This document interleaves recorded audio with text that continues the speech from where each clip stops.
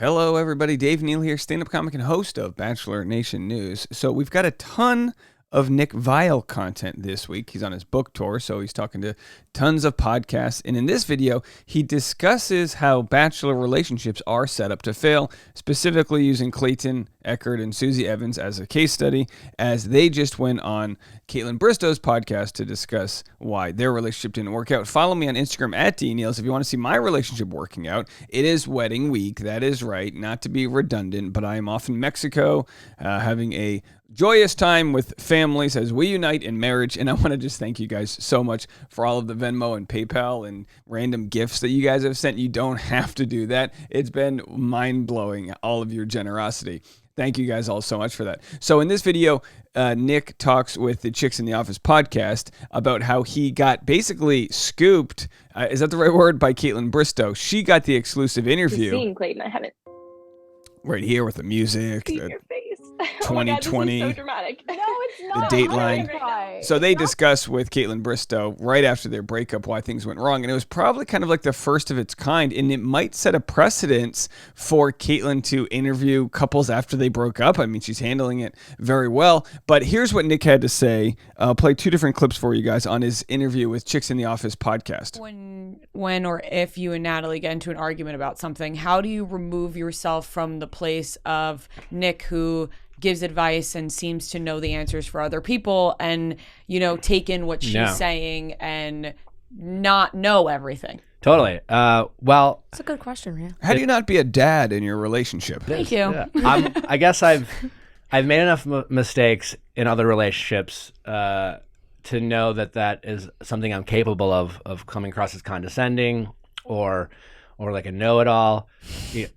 Natalie is, everyone knows she's younger than me, and when we decided to be in a relationship, and at least for me, my personal choice, my decision when I thought about it is like, if I'm going to date this person, she has to be my equal. Like, we're going to bring various strengths in the relationship.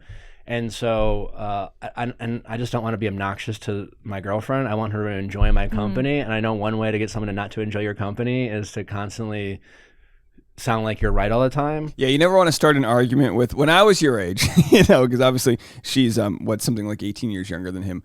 Hey, but the relationship's working. They're happy. Good for them. 23 minutes. Here's where he discusses the Susie Clayton issue. When I was your age, we didn't have podcasting. Your thoughts on the Clayton and Susie situation? Because they announced that they split up, and then they went on Caitlin Bristow's podcast together and talked about it. And I was like, whoa, this is wild. I was like, they are openly, which I don't think any couple has ever even that was a done good before. get. I asked Susie, and sound like good for Caitlin rather. Yeah. She asked first, and they obviously, I love the business side of things, because now we get the behind the scenes, and now it's not about Clayton and Susie. It's about Nick congratulating Caitlin for getting the interview first. So I'm sure I'd be like, look, hey, producers, why didn't you ask for this interview? To the victor go the spoils. But there's like a little bit of Bachelor podcast competition. Of course there's competition. Friendly competition. I feel like I compete with you ladies, and you have a great show. I like competition. Now, I personally don't feel like I'm competing. I feel like we're all in our own market, but I understand the point. You can only do so many interviews, and Chicks in the Office does their thing. Nick Viall does his thing.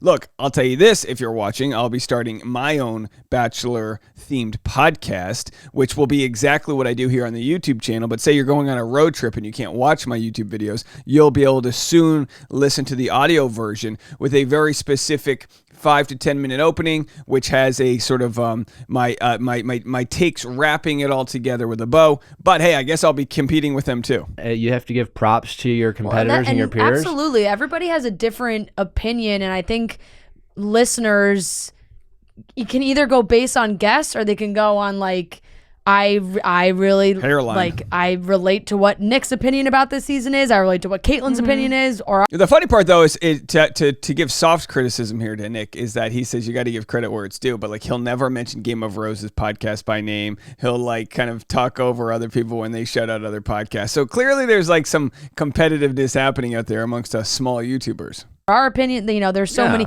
and nobody has the same opinion when it comes to this show. Totally. Like everybody has different thoughts. And I like when they broke up, I was like, I'll give them a day or two, and then I'll ask. And then and Susie's like, whoa, Caitlin already asked. I'm like, fuck. Yeah. So I was shocked when I saw it. I was like, wow, they're. Which, by the way, for Susie to say Caitlin already asked, that's kind of like a nice way of when someone says, hey, can I take you on a date? It's like, I already got a boyfriend. But when what you're really saying is, I wouldn't go on a date with you in a million years. Not saying Susie, as Nicole mentioned, Susie and Nick have had good interviews in the past, but we've also seen this spat recently between Nick and former contestants. Rachel, saying she wouldn't want to go on his show, or obviously he watches the show from a critical eye, which a lot of people do, but then that means some people aren't going to want to go on his channel. He was very hard on Clayton, of course. Doing like I said, like doing a podcast together. I was very emotional. Susie started to cry when it started. It was. I was, I really like them. I have Susie. My interview with Susie, it was one of the most impressive ones. From the standpoint of, it's not easy to go through that show. It's not easy to go through AFR, and it's not easy to go through with what Clayton and Susie went through. I know what it's like to have a bad AFR. Susie walked in, like literally right after, is a ray of sunshine, and just answered all my questions. And no one was harder on Clayton than I was, Yeah. And Clayton, except the took internet, accountability. Like I really like Clayton. I don't need people. I don't care. Like when I decide if I like someone, it's not about them making mistakes or fucking up or being perfect. I like sloppy people. Yeah. I care about people's character and their willingness to take accountability and figure things out. I think Clayton, from what I've learned, is a really solid guy who just made some mistakes and got is a little emotionally mature. I think I agree, and I think it says a lot about the contestants' character when they know like they may have not looked the best on TV, but they will still answer to what they did on TV. Totally. It seems. What my takeaway was that Clayton can't get out of his own head at this point in terms of public opinion, and that is weighing very, very heavily on him. And I wish. So as they go forward, if you didn't check out the Caitlin Bristow podcast, they basically said one of the reasons why they couldn't, get their relationship off the ground, Clayton and Susie, was because they were always putting out fires. He was getting accused of things, then she would put out fire. It was just nonstop internet stuff. And how do you kind of leave that alone is the question they couldn't answer before their relationship ended.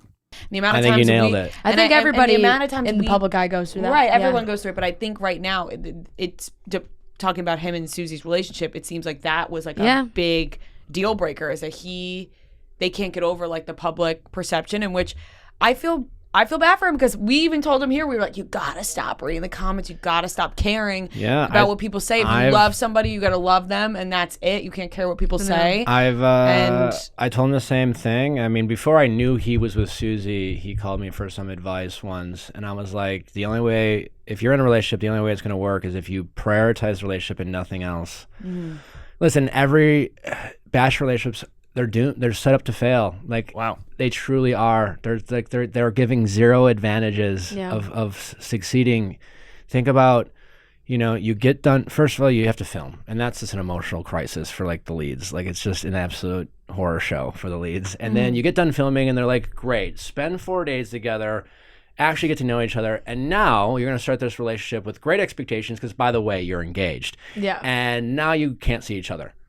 And then when you do see each other every couple of weeks, you're locked in a room together, a house. It's a nice house, but you can't leave. Yeah. It's just not fucking normal. Meanwhile, then it starts airing.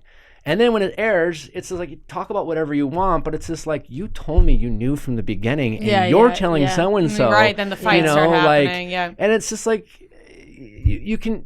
everyone's human. It's just like, you don't know these people are strangers, and you're like, I'm going to just go ahead and trust someone who is telling me one thing and I am seeing another. And it's just like, it's really, really hard to do. And nowadays, when you have things like, Reddit and all these Bachelor fan accounts that, listen, I get people like them, but these fan accounts, they have a way of like, Bachelor alumni, Bachelor people come in and, they want to be liked. They're afraid of how it's going to go.